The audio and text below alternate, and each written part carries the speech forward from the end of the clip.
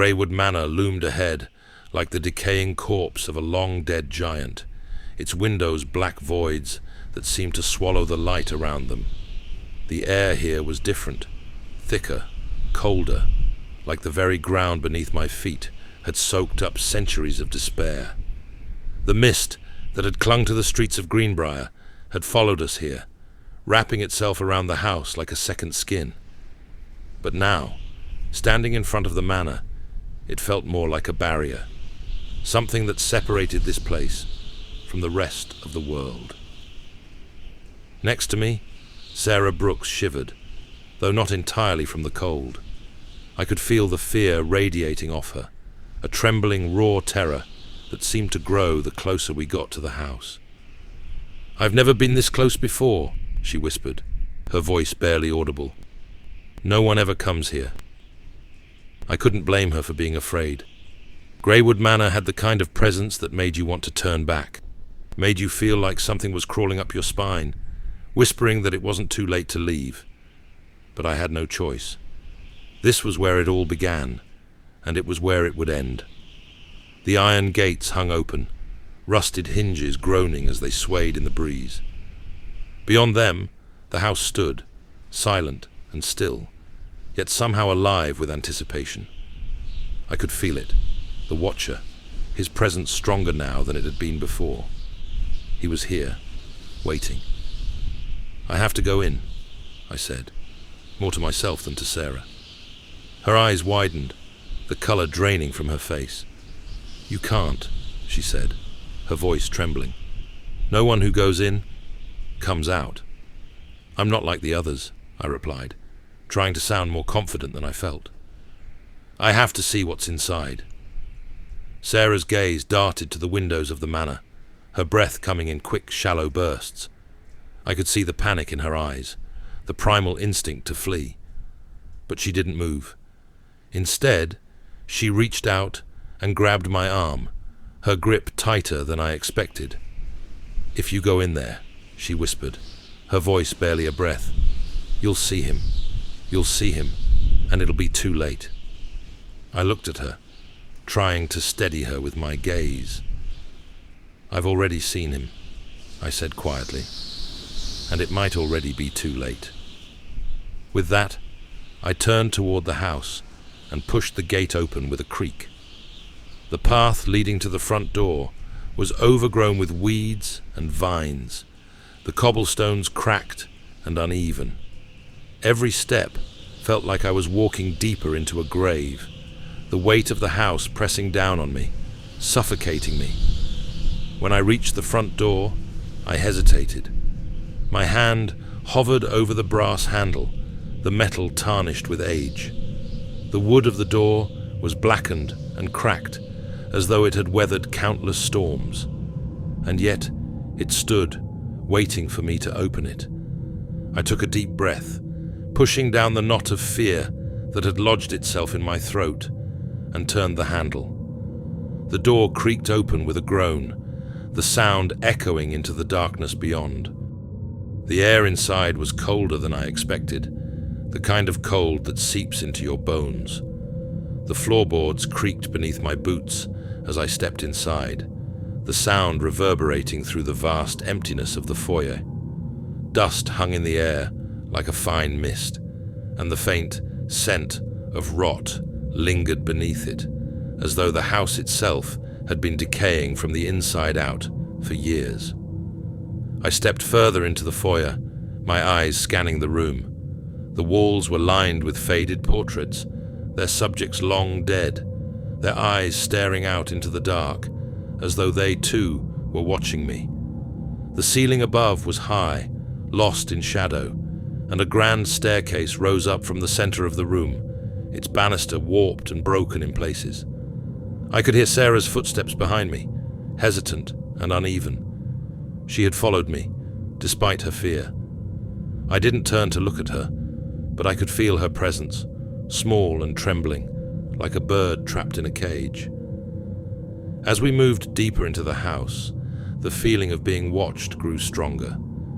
Every corner, every shadow seemed to hold a pair of eyes, waiting, watching, as though the very walls were alive with the presence of the Watcher. "We shouldn't be here," Sarah whispered behind me, her voice barely audible over the sound of the floorboards creaking beneath our feet.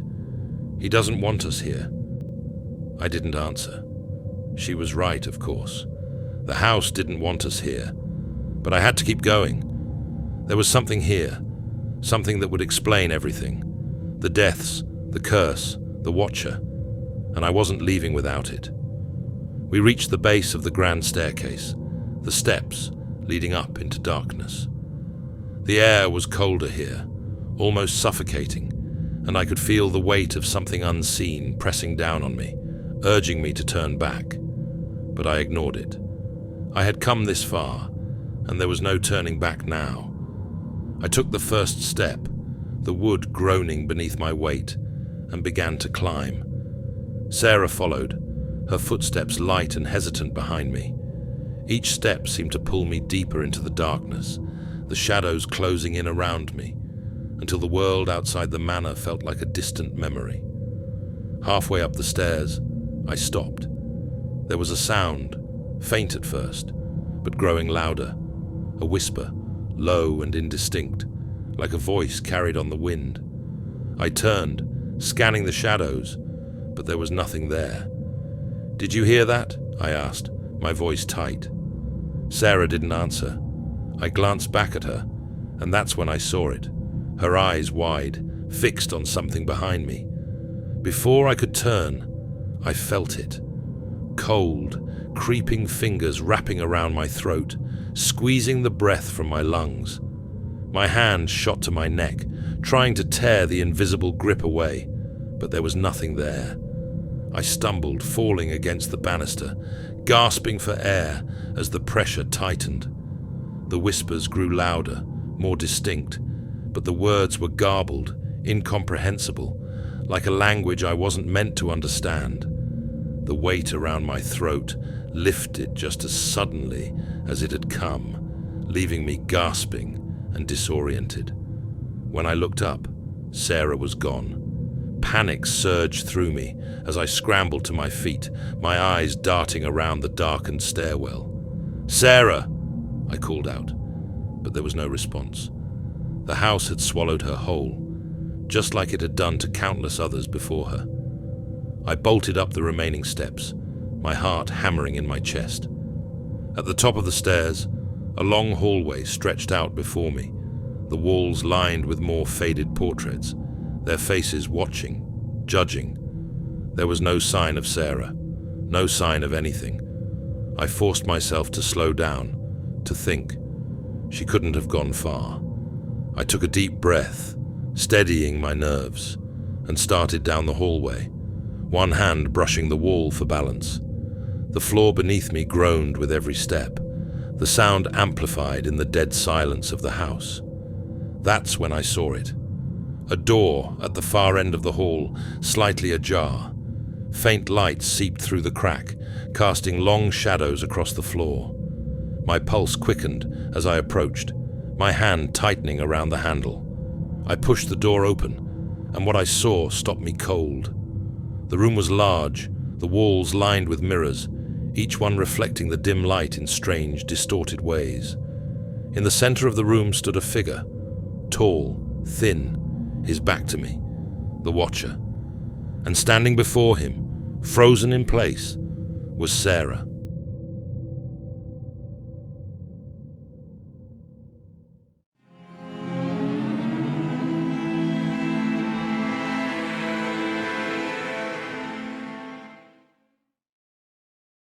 I couldn't move.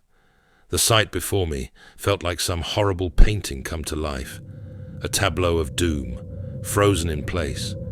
The Watcher, tall and thin, stood with his back to me, his figure barely distinguishable in the dim light that flickered off the mirrors surrounding him. And Sarah, she was standing, motionless, as though under some terrible spell, her eyes locked on the figure before her. I should have been running toward her, should have been pulling her away from him, but my body refused to obey. My hands tightened around the doorframe, my breath shallow, cold sweat running down my spine. There was something horribly wrong with this room, something that whispered to me to stay away. The mirrors, each one angled to reflect a different part of the room, seemed to shift as I stood there, their surfaces rippling like water, distorting the images they held. The Watcher's figure was reflected in every single one, but not in the way it should have been. His shape bent unnaturally in some mirrors, lengthening grotesquely in others. His smile always present, always stretched too wide. It was as if the glass itself was alive, bending and twisting around him. And Sarah's reflection? It was wrong too. In the mirrors, she wasn't standing still. She was shaking, her body trembling violently, her face contorted in fear. But when I looked at her directly, she stood perfectly still, her expression eerily calm, almost vacant. It was as though the mirrors were revealing her true state, what she was truly feeling beneath whatever spell or force held her captive. I had to break the spell. I had to pull her out of there before it was too late. "Sarah," I whispered, my voice hoarse, as I finally found the strength to step forward. "Sarah, look at me." She didn't move, not a muscle. The Watcher remained still as well, his back still turned, his entire body eerily rigid. He was waiting. For what, I didn't know, but I felt it deep in my bones. Whatever was happening here, it wasn't finished. Not yet. I took another step into the room, my eyes darting to the mirrors. Their surfaces shimmered again, the reflections warping, as if the house itself was trying to hide what was about to happen. My skin prickled with that same sensation I'd felt so many times before, the sensation of being watched, but now it was stronger.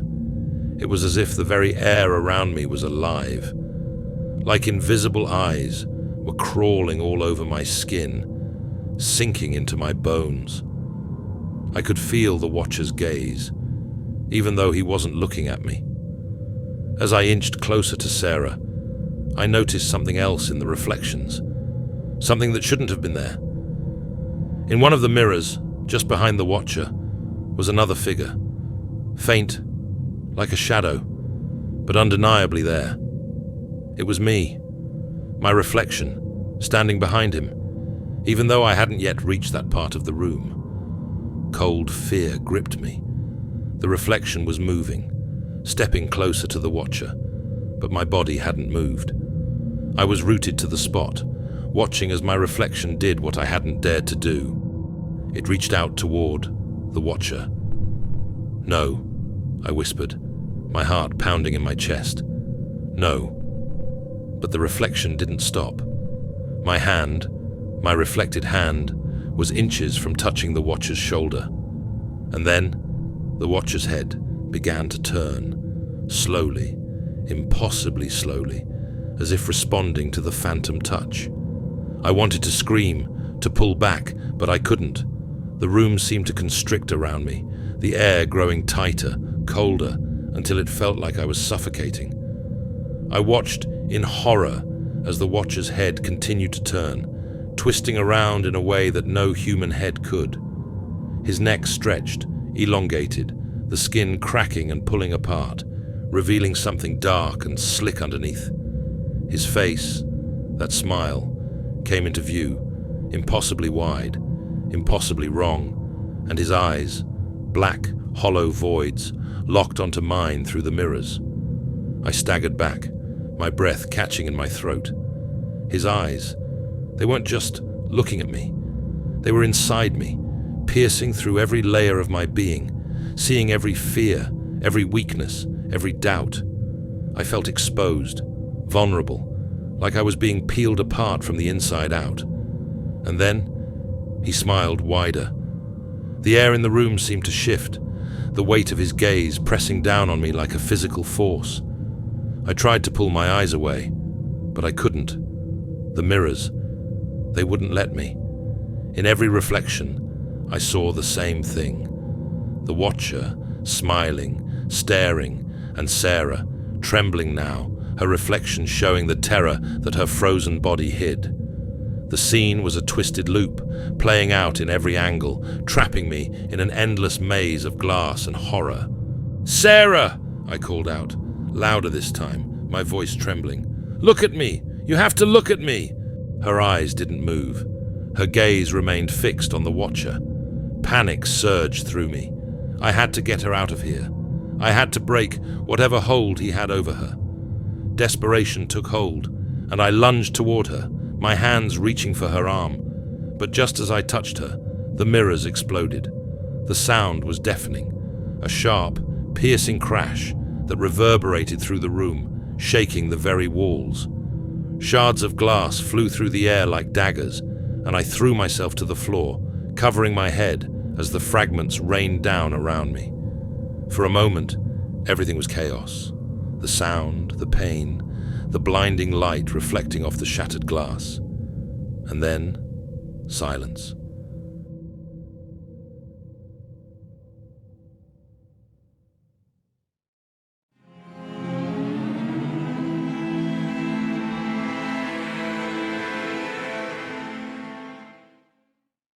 We left Graywood Manor, but it felt like we were dragging part of it with us. The night air was cold, biting at my skin, but it was the weight of the watcher's gaze that made my chest feel tight. Even as we stepped beyond the gates, the sense of being watched lingered. He wasn't confined to that house. I knew that now. The mirrors, the shattered reflections, those were just windows, glimpses of his presence. But he was everywhere.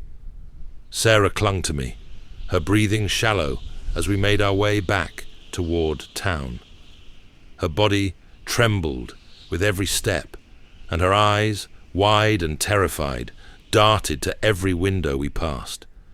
I understood her fear now. Once you saw him, once you truly saw him, there was no escaping it. It didn't matter if he wasn't there physically. You could feel him, in the air, in the shadows, watching. "Sarah," I said softly, trying to keep my voice steady. "We need to find somewhere safe." She looked up at me, her face pale, her lips trembling. "There's nowhere safe, Morgan," she whispered. "He's always there. He'll never stop." I tightened my grip around her shoulders. She wasn't wrong, but there had to be something, some way to understand what we were dealing with. Amos had mentioned that the Graywoods had brought the curse with them, that it had started with their family. If we were going to end this, we needed to know how it began. "There has to be a way to stop him," I said, more to convince myself than her. "We just need to know the full story." She nodded weakly, but I could tell she didn't believe it. Her eyes were still fixed on the shadows around us, as if she expected the watcher to step out at any moment. When we reached the edge of town, I saw the familiar glow of the Rusty Lantern Tavern ahead. The streets were empty, shrouded in fog, but the faint light from the tavern's windows cut through the mist like a lifeline. I pushed open the door, the sound of it creaking on its hinges seeming far louder in the quiet of the night. Inside, the tavern was nearly empty. Henry McAllister, the bartender, stood behind the counter, wiping down glasses. He looked up when we entered, his brow furrowing in recognition. His eyes lingered on Sarah, and I could see the worry flicker across his face. "You're back," he said, his voice low. "Thought you might have turned tail and left by now." I led Sarah to a stool at the bar and helped her sit down. "I'm not going anywhere," I replied, my voice tighter than I intended. "But I need answers." Henry set down the glass he was cleaning and leaned on the bar, his eyes narrowing. "Answers, huh? You think this is the kind of place that gives you those?" I met his gaze, unflinching. "I think this is the kind of place that's been hiding something for too long." He stared at me for a long moment, his face unreadable. Then, with a sigh, he grabbed a bottle from the shelf behind him and poured himself a drink. "I've heard the stories," he said, taking a sip. "Same as you. Everyone in this town has. The Graywoods, the Watcher. It's all part of the same damn curse. But nobody talks about it because they know it's too late. Once you've seen him, you're marked. He glanced at Sarah, his expression softening. She's seen him, hasn't she? I nodded. We both have. Henry's face darkened. Then there's nothing I can do for you. There has to be a way, I said, my voice low but insistent. This started with the Graywoods. Tell me what you know. Henry took another long drink before setting the glass down with a sharp clink. You're not going to like what you hear, he warned, but if you're determined to see this through, I'll tell you what I know. He turned, pulling a small, battered book from a drawer beneath the bar.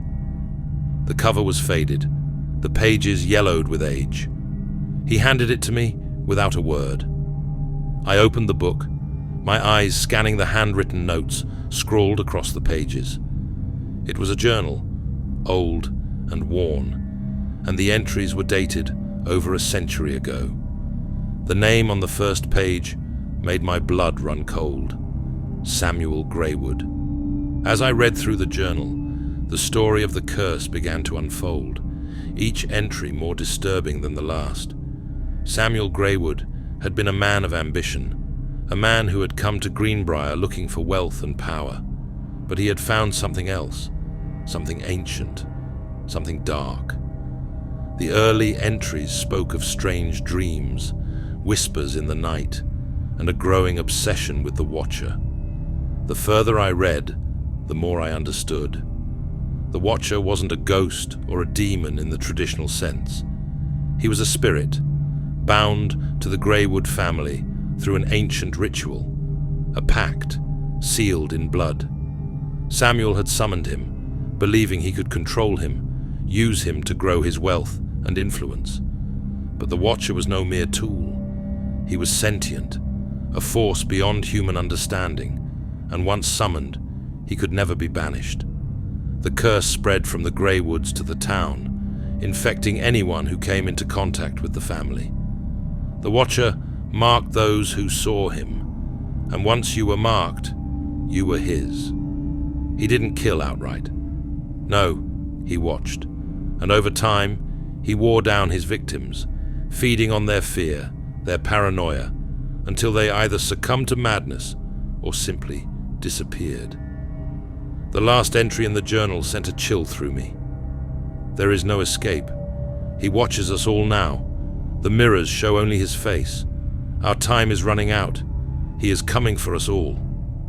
I closed the book, my hands trembling. It all made sense now. The mirrors, the curse, the deaths. It was all tied to that one moment when Samuel Graywood had summoned the Watcher. And now, over a century later, the curse still lived on, devouring the town, one victim at a time. Henry's voice broke the silence. You see now, don't you? There's no breaking the curse. The Watcher isn't just some story. He's real, and he's tied to this place. As long as Greenbrier stands, so will he. I swallowed hard, trying to ignore the sinking feeling in my gut. There has to be something, I said, my voice raw with desperation. Some way to stop him. Henry shook his head, his eyes filled with a kind of resignation that only comes from years of accepting the inevitable. There's no stopping him. Once he's marked you, it's only a matter of time. I glanced at Sarah, her face pale and drawn. She had been marked long before I arrived in Greenbrier, and now I was marked too. The Watcher wasn't going to stop until he had us both, but I couldn't accept that. Not yet. There's one more place, I said quietly, the words barely a whisper. The ruins. The church where the ritual took place. Henry's eyes widened in surprise. The fallen oak church? You're out of your mind if you think going there will help. It's where this started, I said, my voice firm. And if there's any way to stop this, it'll be there. Henry shook his head, disbelief flickering across his face. You really think you can face him?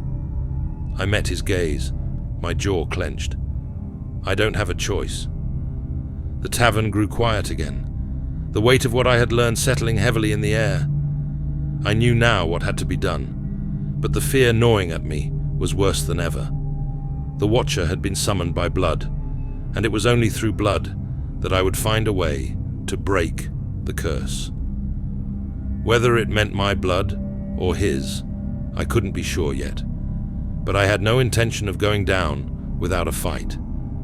As I stood to leave, Henry reached out and grabbed my arm. "You're a fool, Graves," he said, his voice rough. "But if you're set on this, you'd better be ready for what you find." I nodded, pulling my arm free. "I'll be ready." With Sarah at my side, I left the tavern, the weight of the Graywood curse hanging over me like a shroud. The road to the Fallen Oak Church stretched out ahead, hidden beneath the thick fog that rolled through the streets. And somewhere in that fog, I could feel him. The Watcher. He was waiting.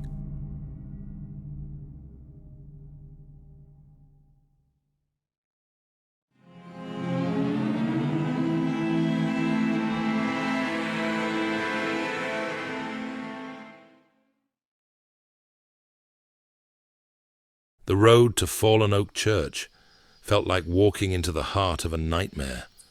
The fog clung to the ground in thick, swirling patches, creeping up from the earth as if the world itself was trying to swallow us whole. Every step I took felt heavier, as though the air around us was pressing down, trying to pull me back. Sarah was quiet beside me, her breath shallow, eyes wide with a terror that had taken root deep inside her. I could feel the Watcher, always watching. He was there, just beyond the mist, lurking at the edges of my vision, waiting for the right moment to strike. I could feel his gaze burning into my skin, and every time I looked over my shoulder, I half expected to see him standing there, that impossible smile stretched across his too wide face.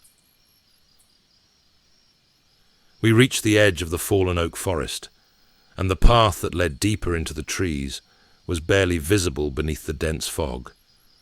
The trees themselves were ancient, their gnarled branches twisted and blackened, reaching out like skeletal fingers.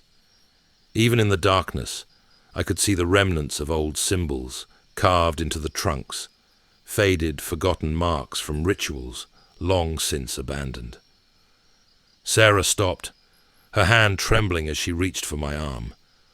"Morgan," she whispered, her voice breaking, "I don't want to go any further." I turned to face her, trying to steady my own nerves. Her eyes were wide, pleading, and I could see the fear etched into every line of her face. She had already been through too much, seen too much, but we were too far in now. There was no turning back. "I know you're scared," I said quietly, "but this is where it all started. Whatever power the Graywoods tapped into, it was in that church. If there's any way to break this curse, it's there." Her grip tightened on my arm, her knuckles white. "And what if we can't stop it?" she asked, her voice barely audible. "What if he's waiting for us?" I couldn't lie to her. Not about this. "He is," I admitted, feeling the weight of those words settle between us. "But we have to try." She nodded slowly, her lips pressed together in a thin line of determination. She was terrified.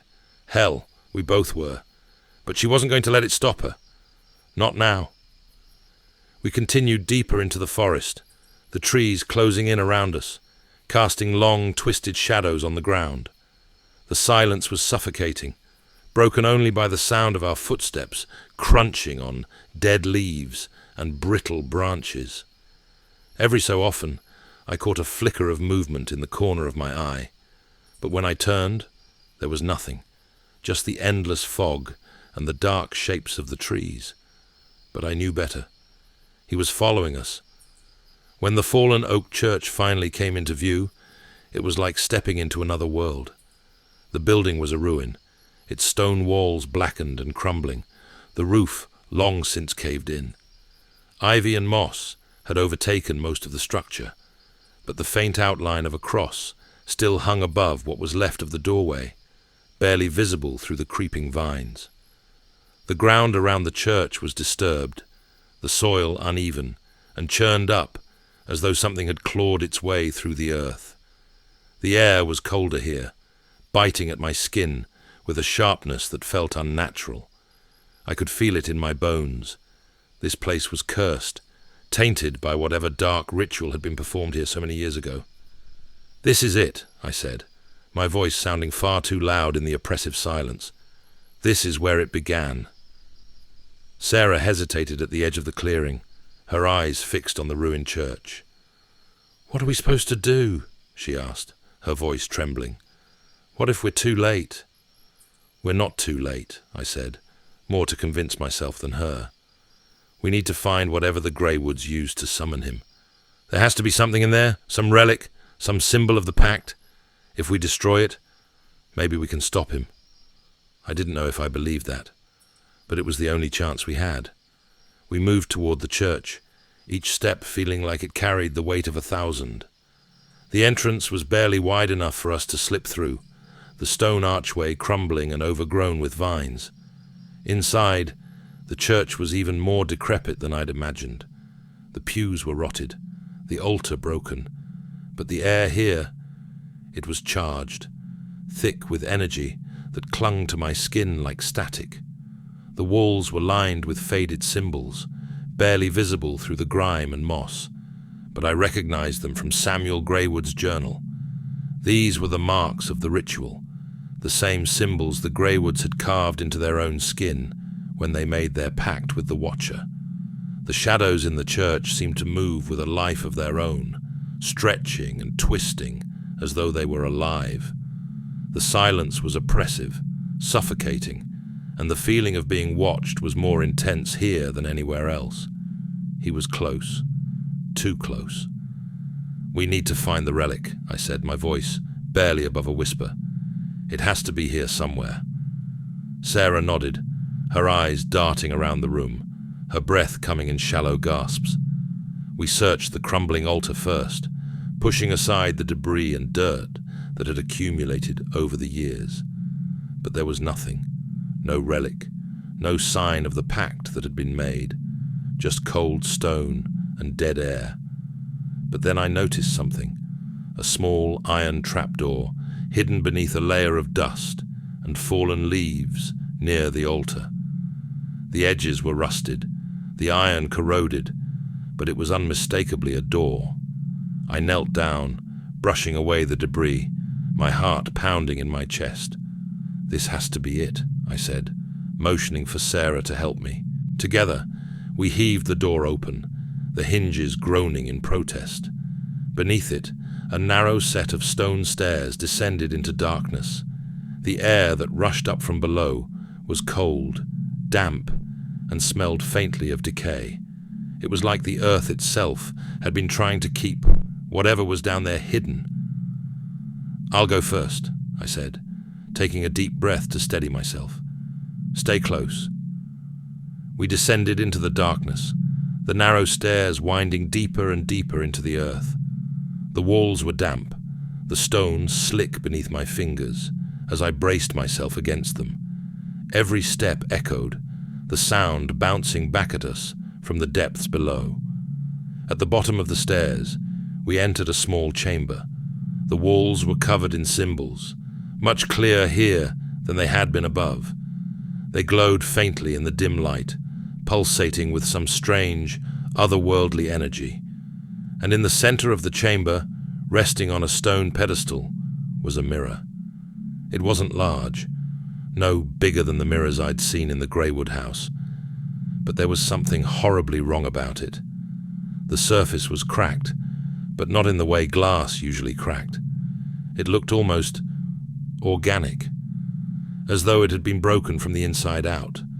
Something alive beneath the surface. I could feel the Watcher's presence all around me now. The air was thick with it, heavy and oppressive. It was as if the very walls were closing in, squeezing the life out of the room. "This is it," I said, my voice tight with fear. "This is the relic." Sarah stared at the mirror, her face pale. "What do we do?" I reached for the mirror, my fingers trembling. "We destroy it." As soon as I touched the mirror, a wave of cold shot through me, freezing me in place. The surface of the mirror rippled, distorting my reflection, and then I saw him, the Watcher. His face appeared in the mirror, twisted and grotesque, his eyes hollow and black, his smile too wide.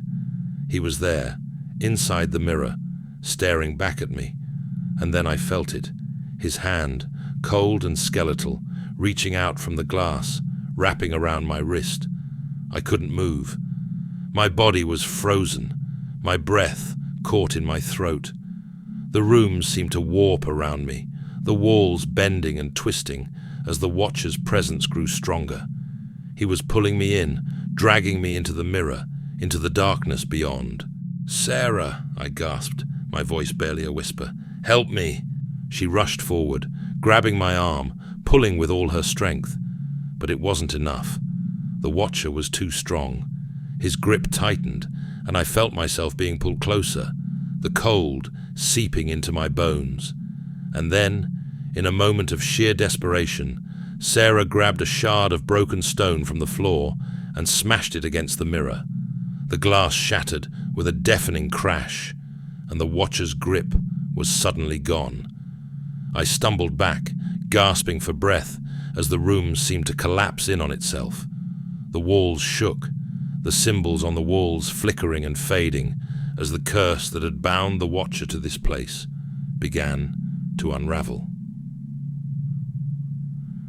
The air around us grew warmer, lighter, as if the very presence of the Watcher was being sucked away, drawn back into the void from which he had come. It was over, or so I thought.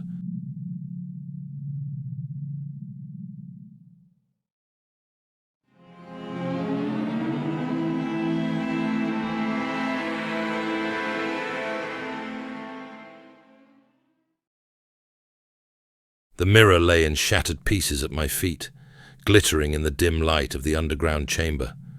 For a moment, everything was still, silent, as though the world itself had exhaled.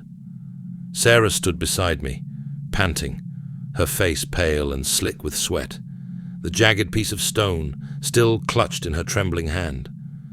The chamber felt different now. The heavy, suffocating presence that had weighed down on us moments before seemed to have lifted. The Watcher's grip on this place was gone, or so it seemed. I took a deep breath, steadying myself, and looked around. The walls, once covered in glowing symbols, were now dark and cold, their power extinguished. The room felt empty, hollow, as though whatever dark force had bound this place was finally at rest. I wanted to believe it was over, that smashing the mirror had broken the curse, but there was a gnawing doubt in the back of my mind. Had we really destroyed him? Sarah dropped the stone and collapsed against the wall, her body shaking with exhaustion. I crouched beside her, checking for injuries, but aside from a few scratches, she seemed physically fine. Mentally, though, the terror she had experienced clung to her like a shadow. "You did it," I said softly, my voice echoing slightly in the now quiet chamber. "You stopped him." She looked at me, her eyes wide and filled with a mixture of relief and disbelief. "Did I?" she whispered. "Is he really gone?" I didn't know how to answer. The Watcher had been more than just a presence in the mirror. He had been everywhere, inside the fog, inside the house, in every reflection. Could one shattered mirror be enough to stop him? I wanted to tell her it was over, but the truth hung heavy on my lips. "We'll find out soon enough," I said instead, standing and offering her my hand. "We need to get out of here." We climbed the stone steps back to the surface, each step feeling like a journey out of the depths of a nightmare. The cold air above ground hit me like a slap, and I drew in a deep breath, filling my lungs with the fog-laced air. The church loomed behind us, a dark silhouette against the night sky, its walls crumbling and broken. The fog was still thick, but something about it had changed. It no longer felt alive, no longer felt like it was suffocating us. But the sensation of being watched, that nagging feeling I had carried since the moment I arrived in Greenbrier, it hadn't left. I glanced over at Sarah, wondering if she felt it too, but she kept her eyes fixed on the ground as we made our way through the forest. For the first time since this all began, I allowed myself to think that maybe, just maybe, it was over. The Watcher's mirror was destroyed, and the curse that had bound him to the Graywoods, to this place, was broken. We reached the edge of the forest, the soft glow of Greenbrier's lights appearing through the thinning fog. The town lay quiet, as if it were still holding its breath, waiting for something, waiting to see if the nightmare had really ended. "Let's get you somewhere safe," I said to Sarah as we crossed the last stretch of road toward the town. "We'll figure out what comes next." She didn't reply, just nodded, her eyes still haunted by the horrors we had faced. I didn't blame her. I was trying to keep my own fears at bay, trying not to let the growing unease gnaw away at the tentative relief I felt. Something about all of this felt too easy. Back at the Greenbrier Hotel, I helped Sarah settle into a chair in the dimly lit lobby. Henry McAllister watched us with wary eyes from behind the reception desk, his usual gruffness replaced with something closer to pity. "You look like hell," he muttered, though his tone wasn't as biting as usual. I gave him a nod, too tired to muster much of a response. "It's done. We destroyed the mirror." Henry raised an eyebrow, his gaze shifting between Sarah and me. "And that's supposed to mean what? That the Watcher is gone." I felt the weight of his question settle heavily between us. I didn't have an answer. I wanted to believe that the Watcher was gone, that the curse was broken. But deep down, I wasn't sure. The feeling of being watched hadn't left me, not since we'd walked out of the church. "I hope so," I said quietly. Henry didn't press further. He just gave me a slow, knowing nod. "Get some rest," he said, turning away. "You're going to need it." Later that night, after making sure Sarah was settled in her room, I returned to my own. The exhaustion that had been gnawing at me finally began to take its toll. I collapsed onto the bed, my muscles aching, my mind racing. The events of the past few days swirled in my thoughts.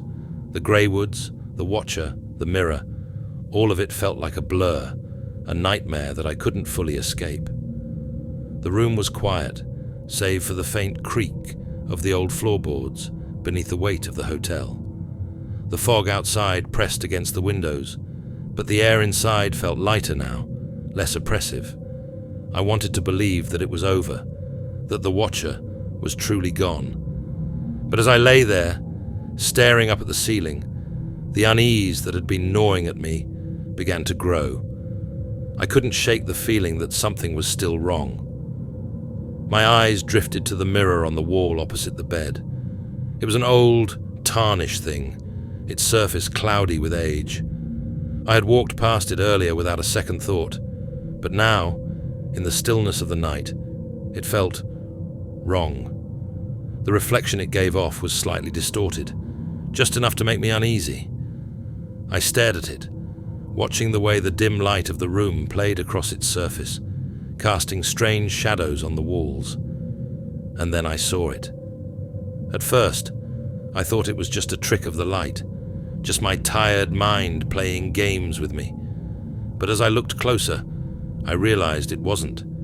There, in the reflection of the mirror, just behind me, was a figure, tall, thin, with that same too-wide smile stretched across his face. The Watcher. My heart stopped. I whipped around, expecting to find him standing there, inches from me. But the room was empty. There was nothing behind me, nothing but the darkness and the faint creak of the hotel's old bones. I turned back to the mirror, and there he was, still standing there, smiling, watching. I felt the blood drain from my face, my breath catching in my throat. He hadn't been destroyed. He hadn't been banished. The mirror we had shattered in the church had only been a window, a gateway, and now he was here. He had always been here. The realization hit me like a punch to the gut. There was no escaping him. The Watcher wasn't tied to a place or a person. He was tied to the act of watching itself. As long as there were eyes to see and mirrors to reflect, he would always be there, lurking in the edges of reality, waiting for the moment when you'd let your guard down. The truth was worse than any curse I could have imagined. I stood there, frozen in place, staring at the reflection in the mirror, my heart pounding in my chest. His smile widened, and I knew he wasn't going anywhere.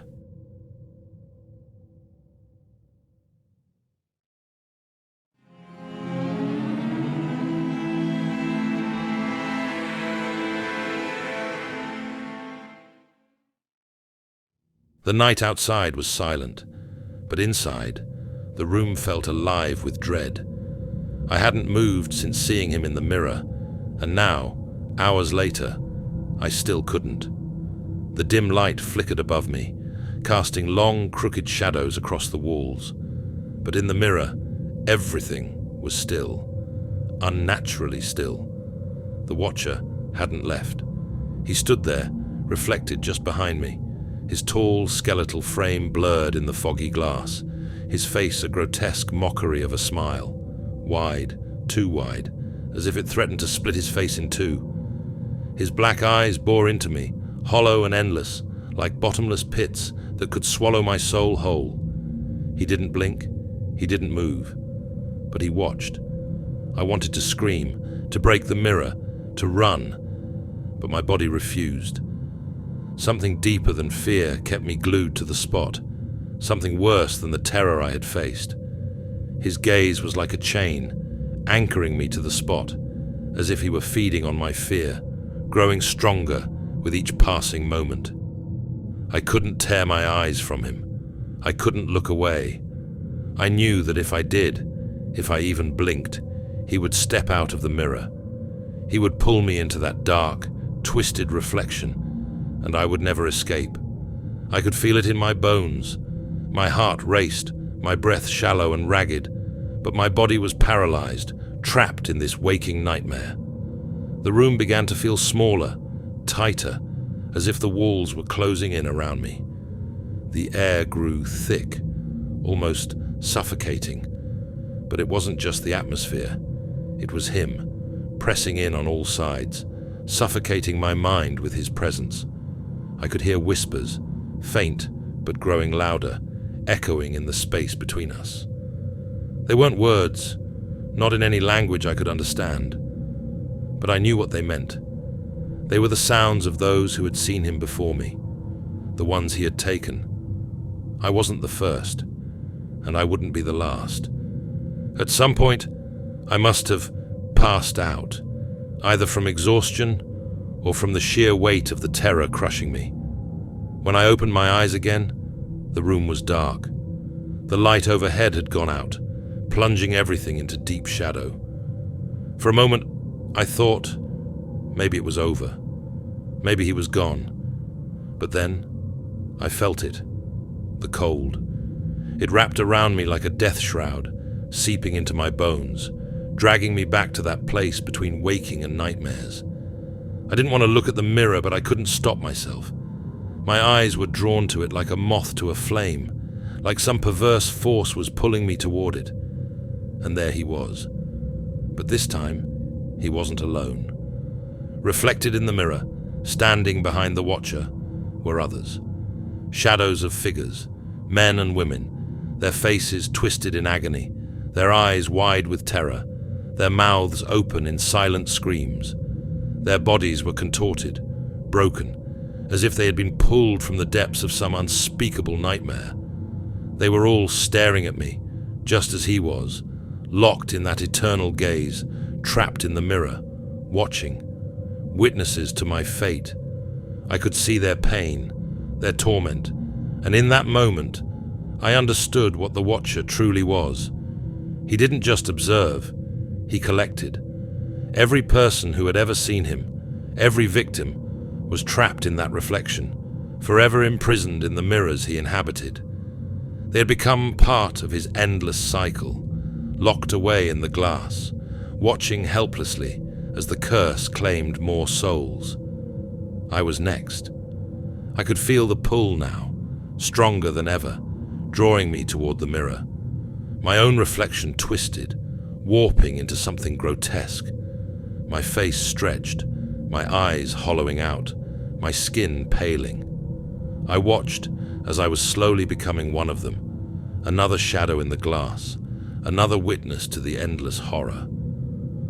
The Watcher's smile grew wider, his eyes gleaming with sadistic pleasure. He had marked me, claimed me, and now I was becoming part of his twisted collection. There was no escaping him. Not now, not ever. By morning, the room was still. Henry found me sitting in front of the mirror, my body motionless, my eyes wide open, staring at the cracked, dirty glass. He knocked on the door, called my name, but I didn't respond. I couldn't. My body was there, in the room, but I was gone, trapped. In the mirror, the reflection didn't match the room anymore. The furniture, the walls, the door, they were all the same, but I wasn't in it. Instead, there was only the Watcher, and behind him, the shadows of the others. Twisted, contorted faces, each one a reflection of the endless torment that now awaited me. Henry never saw the Watcher.